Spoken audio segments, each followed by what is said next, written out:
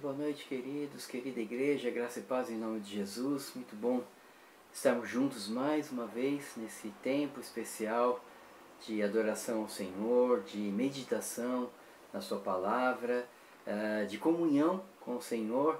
E mesmo que nesse canal virtual, você é muito bem-vindo, muito bem-vinda. Deus abençoe ricamente a sua vida, seu coração nessa noite tão especial. Queria convidá-lo a ler e acompanhar aí junto comigo a leitura do Salmo 63. Nós vamos ler do verso 1 ao verso 4. Salmo 63, de 1 a 4. Salmo de Davi, buscando a Deus, Salmo 63, de 1 a 4. Diz assim: Ó Deus, Tu és o meu Deus forte, eu te busco ansiosamente. A minha alma tem sede de Ti, meu corpo te almeja, como terra árida, exausta, sem água. Assim eu te contemplo no santuário para ver a Tua força e a Tua glória, porque a Tua graça é melhor do que a vida. Os meus lábios te louvam, porque a Tua graça é melhor do que a vida, os meus lábios te louvam. Só o Senhor que renova as nossas forças, o nosso próprio coração, e Ele nos convida a louvá-lo, né? Por tudo que Ele tem feito, tudo que Ele tem sido e a razão da nossa vida, do nosso viver. Queria convidá-lo a cantarmos juntos. Vamos cantar 2 cânticos aqui de louvor ao nosso Deus. O primeiro deles é Ajuntamento. Vem, sopra sobre nós Teu sopro, do Santo Espírito de Deus, soprando em nossos corações, em nossas vidas. Ajuntamento.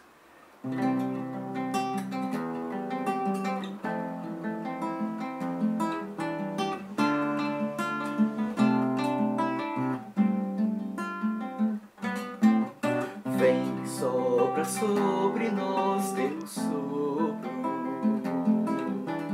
reunidos neste ajuntamento, honra e santifique esse momento, com a Tua igreja que é Teu povo. Faz Teu rio de paz correr no meio destes que por fé vem bendizer-te, e a uma voz oferecer-te seus louvores, súplicas e anseios.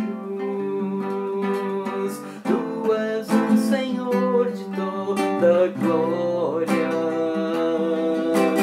hoje sempre como foste outrora, no correr da história, revelando seu amor. Deus bendito, Rei e Salvador. Deus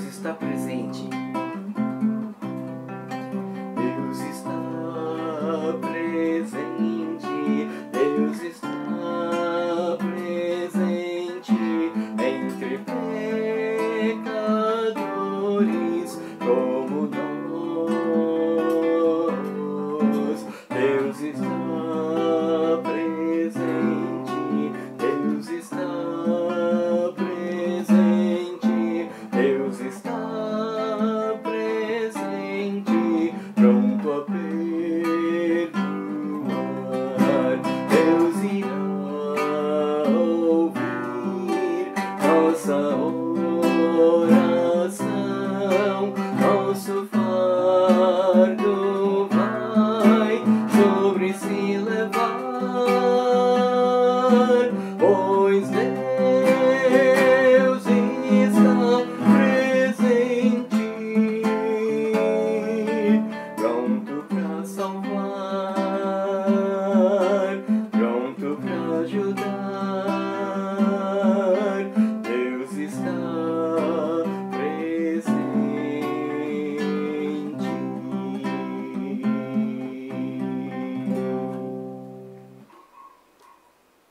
Amém, queridos. Louvado seja o nome do nosso grande Deus. Deus está presente, atende, ouve as nossas orações, e nesse instante, nesse espírito, pensando muito nessa canção, vamos ter um momento de oração na presença do Senhor, nessa hora, orando por nossas vidas, por nossas famílias, pela igreja, pelo país, pelos enlutados, os doentes. Deus esteja suprindo a cada necessidade, visitando a cada coração. Baixe sua fronte, vamos orar ao nosso Deus nesse instante. Pai, nós te louvamos, agradecemos-te, Senhor, porque o Senhor está sempre presente, pronto para salvar, pronto para perdoar, pronto para nos ajudar, ó Pai, nos suprir em todas as coisas. O justo vive, sobrevive pela fé, e nós entregamos, ó Pai, tudo diante de Ti, as nossas vidas, os nossos corações, as famílias da igreja, queremos entregar nas Tuas mãos nesse instante, ó Deus, todos os nossos irmãos queridos, aqueles que têm necessidades, ó Deus, das mais variadas, as questões de família, que o Senhor esteja sustentando, resolvendo, abençoando, ó Deus, questões de enfermidade, Senhor, visite os corações, guarde essas vidas, Senhor, questões de necessidades, ó Pai, emprego, vem dirigir, suprir, ó Pai, a cada família, a cada coração, ó Pai, as questões, ó Pai, de estarem mais perto do Senhor, ó Pai, que o Senhor esteja abençoando as nossas vidas para que estejamos ouvindo mais a Tua voz, ó Pai, na dependência de Ti. Sustenta, ó Pai, as famílias da Tua igreja, abençoa, guarda, Senhor. Abençoa, Senhor, os enlutados, ó Pai, vem visitá-los, consolá-los, dar-lhes graça. Ó Pai, os que estão doentes nos hospitais, Senhor, aí da questão da Covid, o Senhor esteja abençoando também, ó Pai, todos os que estão enfermos, guardando a cada coração e sustentando, ó Pai, a cada vida. Guarda, ó Pai, a Tua igreja, na sua caminhada, ó Pai, nos projetos. Ó Senhor, abençoe o pastor Gustavo, o conselho, a junta diaconal, todos os projetos, ministérios da igreja, vem sustentar, ó Pai, a cada área. Deus, dando a Tua graça, dando a Tua direção, ó Pai, sabedoria aos corações, Senhor.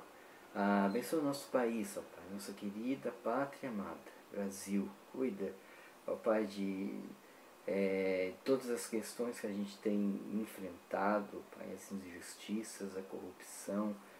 Ó Deus, visita, ó Pai, a nossa pátria, abençoa os nossos governantes, Senhor, o presidente, os ministros, as casas de leis. Ó Deus, que haja, ó Pai, um senso de ajuda realmente ao povo, Senhor. Guarda, ó Pai, o nosso país, guarda a nossa cidade de São José dos Campos, Senhor, abençoe nosso prefeito, as instituições aqui, ó Deus, estruturadas, ó Deus, guarda, Senhor, que haja paz aqui nessa cidade, que cada um de nós, ó Pai, como crentes em Cristo, possamos promover essa paz, orar, ó Deus, por essa paz na cidade. Cuida de todos os corações, ó Pai, visita a cada vida. E nesse tempo agora, ó Pai, que a gente vai meditar na Tua Palavra, que o Senhor fale aos nossos corações e nos abençoe, Senhor, porque Tua Palavra fala e é mais penetrante, ó Pai, que a espada de dois gumes, e ela é apta para discernir, ó Pai, os nossos pensamentos e intenções. Cuida, ó Pai, do Teu povo, abençoa-nos, fica conosco, nós oramos, Pai, nós Te agradecemos, Te louvamos em nome de Jesus. Amém. Muito bem, queridos. Nós vamos meditar nessa hora na palavra de Deus. E eu queria, ao longo dessas 4 quartas-feiras que temos aí, pensarmos um pouco na temática e que o apóstolo Paulo sempre colocou nas suas cartas, especialmente aqui na carta de Colossenses, que a gente vai estudar aí alguns versículos, a temática do viver para Deus. Viver para Deus. Uma vida do modo digno de Deus. Para isso eu queria te convidar para nós lermos juntos Colossenses, no capítulo 1, e nós vamos ler do verso 9 ao verso 12. Colossenses 1, de 9 a 12, esse vai ser aí o nosso texto base aí para essas quartas-feiras, tá bom? E vamos ler aí, acompanhe atentamente a leitura que eu passo a fazer aí nesse instante. Paulo aos Colossenses 1, de 9 a 12. Diz assim: por esta razão também nós, desde o dia em que o ouvimos, não cessamos de orar por vós e de pedir que transbordeis de pleno conhecimento da sua vontade, em toda a sabedoria e entendimento espiritual, a fim de viverdes de modo digno do Senhor, para o seu inteiro agrado, frutificando em toda boa obra e crescendo no pleno conhecimento de Deus, sendo fortalecidos com todo o poder, segundo a força da sua glória, em toda perseverança e longanimidade, com alegria, dando graças ao Pai, que vocês idôneos, a parte que vos cabe da herança dos santos na luz. Oração de Paulo. Paulo, nas suas cartas, sempre expressa orações, e essa oração dele é exatamente nesse sentido, para que os crentes, de Colossos, e aqui com a palavra na mão, cada um de nós, a gente possa viver de modo digno do Senhor. E, em outras palavras, vivendo para Deus. E é interessante que a gente vai lembrar aqui que viver para Deus, queridos, não envolve religiosidade. Viver para Deus não envolve tradição. Mas viver para Deus envolve, sabe o quê? Devoção. Viver para Deus, queridos, envolve a nossa devoção sincera a Ele. E a gente vê aqui nas cartas de Paulo algumas leituras, que ele faz e alguns momentos aí da sua vida, a maioria das cartas escritas na prisão, naqueles cárceres, e ele tinha esse ministério na prisão, queridos, de intercessão. Interessante a gente pensar nisso, e esse ministério pertence a nós também, nós não estamos em prisão, mas nós somos sacerdotes. Ele nos fez sacerdotes para interceder, uns pelos outros. E aqui especificamente Paulo está orando para que a gente possa viver para Deus de uma maneira digna, E lembrando aí dessas leituras de Paulo, ele vai dizer, para mim o viver é Cristo e o morrer é lucro. Em outra dos seus textos, lá em Atos, diz que nele vivemos e nos movemos e existimos.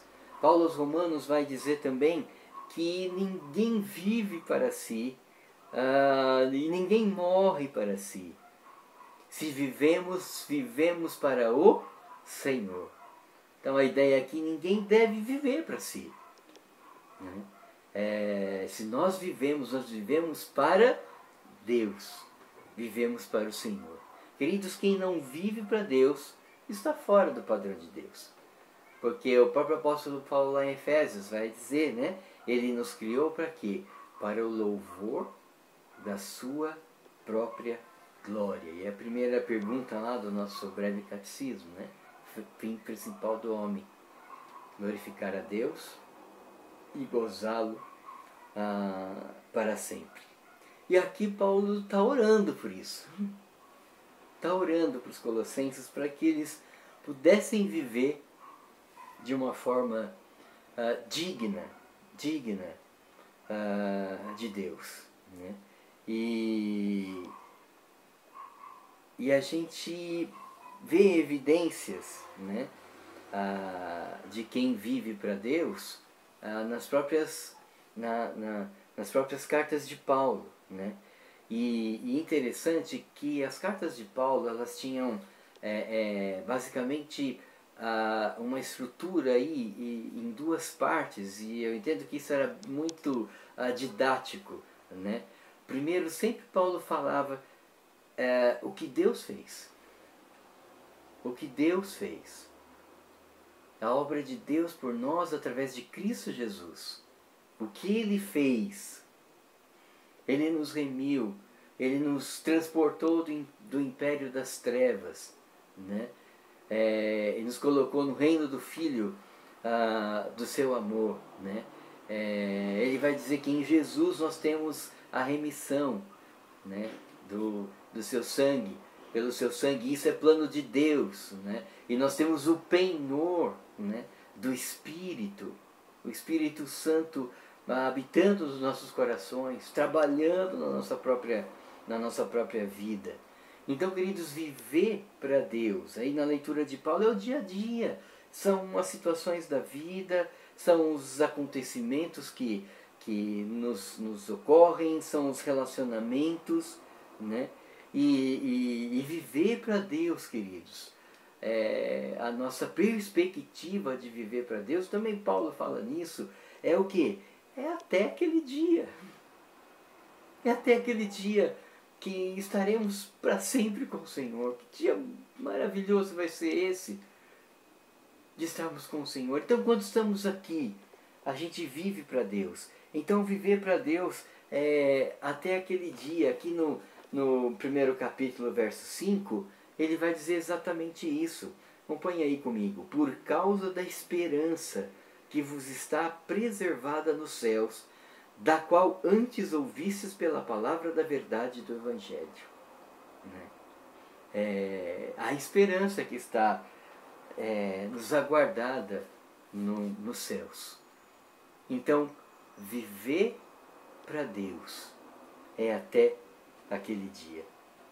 E Paulo vai nos mostrar também, queridos, que a base para que a gente possa viver para Deus, ter uma vida de modo digno do Senhor, a expressão que ele usa aqui, né? Então, a base para nós vivermos para Deus, nós precisamos, na verdade, queridos, ter o pleno conhecimento da sua vontade. Está lá nos versos 9 e verso 10, que nós acabamos de ler.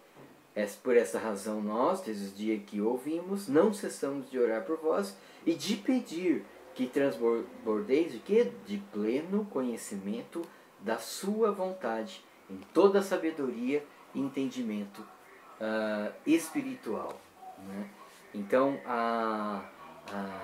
o buscar essa vontade é realmente o estar no relacionamento com Deus. Né? Então, a base para nós vivermos para Deus é exatamente essa. É buscar a sua vontade. E como é que a gente busca a sua vontade? Do relacionamento com Ele. No relacionamento com Ele a cada dia, a cada momento da nossa existência. Né? Então, a oração de Paulo, queridos, ela nos faz entender que a vida digna de Deus, ela precisa ter algumas evidências. Né? E aí, quando nós entendemos, né, realmente essa vontade de Deus, isso vai nos mostrar o que devemos corrigir, né? E esse entendimento, né, ele não vem pela inteligência ou não vem pela lógica.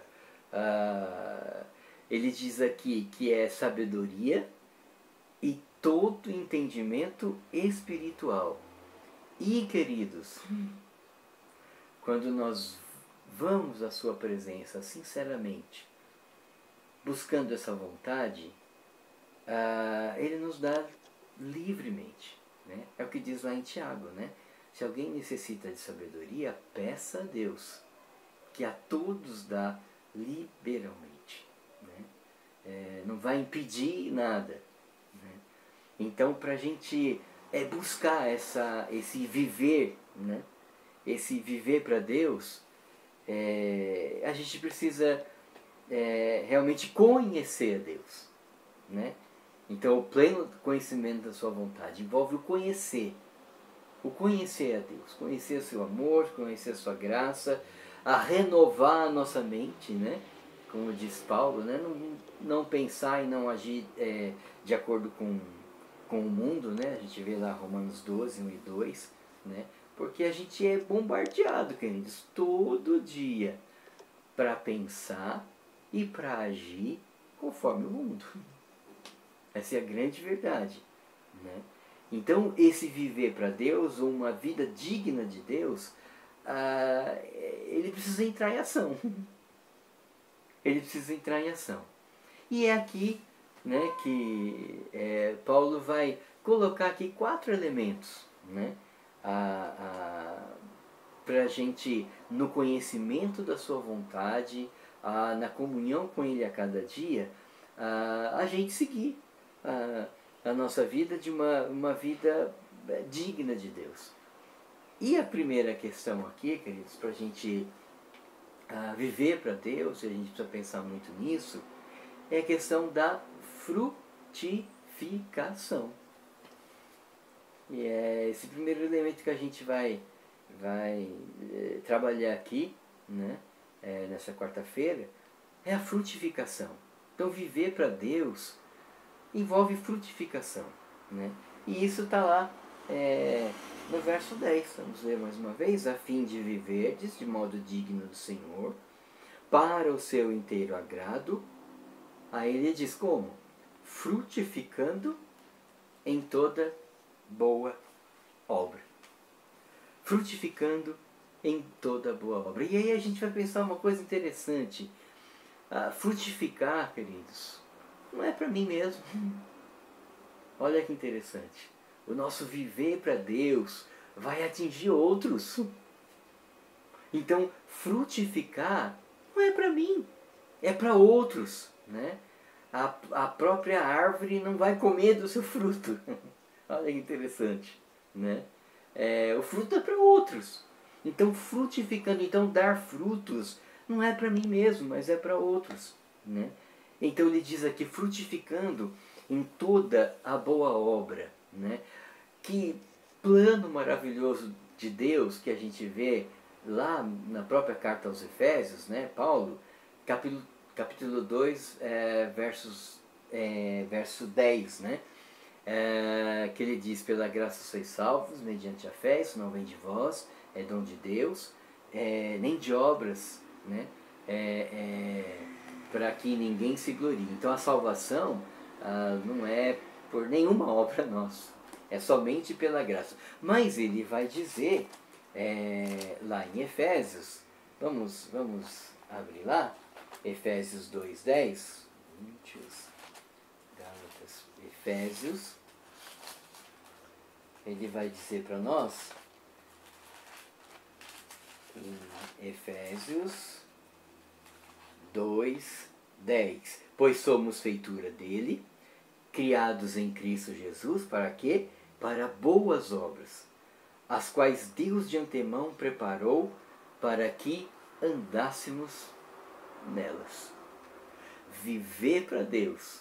Então, o que Deus fez? Nos resgatou, nos redimiu, né? Temos o penhor do Espírito. E aí, o que a gente deve fazer? É frutificar. Então, Deus já preparou boas obras para que a gente andasse nelas, né? Então o crente que realmente vive para Deus, ele precisa dar frutos. Deus espera isso de nós, né? João disse isso, né? Jesus disse, né? Lá está registrado lá em João, né? Eu vim para que vades e deis frutos, né? E o vosso fruto permaneça, né? E permaneçam em mim, né? Jesus diz. Para quê? Para que vocês possam dar frutos, né? Então Deus preparou, queridos, de antemão essas boas obras para que a gente pudesse andar nelas, né? E essa ideia, né? Dar frutos, né? Então, e frutos é para outros, né? E então, eu preciso abençoar minha família, né? Dar frutos. Eu preciso abençoar a minha igreja, eu preciso abençoar as pessoas que estão em volta de mim, né? Frutificando em toda boa obra. E Deus define realmente o que são essas boas obras. Deus determinou que o povo salvo por ele fosse caracterizado por essas boas obras. Queridos, a marca do crente deve ser boas obras. Deve ser boas obras. E obras não só na questão social, não, mas as obras que atingem o coração da pessoa, né? No nosso relacionamento, lá na igreja, em tudo isso, as boas obras, né? Então Deus preparou, Deus definiu, não sou eu e você que inventamos, né? E essas obras, queridos, se a gente passear pelo Novo Testamento, em vários textos, né, a gente vai ver que obras são essas, né? E eu, fazendo um resumo aqui, queridos, eu diria que as boas obras que são bíblicas, que estão na Bíblia, ajudar os necessitados, especialmente os da família da fé, né? A hospitalidade, uma boa obra, né? A criação de filhos, né? Boas obras. Fugir dos impulsos, né? da carne, boa obra. Obediência às autoridades, toda essa confusão que a gente tem passado, né? Mas a Bíblia nos ensina a obedecer às autoridades, né? As pessoas que estão investidas de autoridades, não só no contexto do nosso país, mas em todas as outras questões, né? Fugir das calúnias, né? Boas obras, rejeitar, né? Essas calúnias, o tratamento cortês, queridos, né? O tratamento cortês. E em tudo isso a gente pode pensar, sabe no que? No fruto do Espírito, que é amor, paz, longanimidade, benignidade, bondade, mansidão, domínio próprio, né? O fruto do Espírito é o resultado da habitação do Espírito Santo na minha vida e na sua vida. Ali estão as boas obras. Ali estão as boas obras. É do fruto do Espírito. E ele faz o contraste com as obras da carne, né? Então, toda essa questão, queridos, desse viver para Deus, no sentido de frutificar, né? E é dessa questão das boas obras. Termino, queridos, nessa ideia de frutificação. Nós precisamos produzir frutos. Na verdade, Jesus disse: pelos frutos que os conhecereis, né? Então, frutos de justiça, frutos do padrão de Deus, né? Frutos de amor, né? Frutos de misericórdia, frutos de consolo, levar uma palavra de consolo e esperança aos que precisam, né? Frutos de esperança, né? E concluo, queridos, nós só vamos frutificar se nós fizermos isso com amor. É o que Paulo fala em 1 Coríntios 13, né? Ainda que eu fale a línguas dos homens, dos anjos, eu tenha tamanha fé de transportar os montes, eu ajude os necessitados, mas se não tiver amor, nada disso vai valer, né? O que eu e você, queridos, concluindo aqui, o que nós andamos fazendo? A nossa adoração a Deus, né? Os nossos relacionamentos, atitudes, as nossas reações, né? Glorificam a Deus. Então, glorificar a Deus, lembrando dessa lição de hoje, é frutificar em toda a boa obra. Vamos orar mais uma vez. Obrigado, Senhor, pela vida, Pai, que Cristo oferece a nós, e que, reconhecendo tudo que Ele fez por nós, Pai, a gente possa viver de modo digno do Senhor, frutificando, Pai, em toda boa obra. O Senhor preparou essas obras e o Senhor nos ensina, Pai, como trabalhar isso, Pai, na nossa vida. Jesus ensinou, Pai, de tantas maneiras como frutificar no Senhor, como permanecer o nosso fruto, brilhar a nossa luz diante dos homens, para que vejam as nossas boas obras, foi o que Jesus disse, e glorifiquem ao nosso Pai que está nos céus. Pai, nos ajude, nos use onde estivermos, para que a gente possa ser sal e luz, para que a gente possa levar a outras pessoas que não te conhecem a glorificarem o teu nome. Guarda o teu povo com graça, com misericórdia, nos sustenta, nos abençoa, Senhor.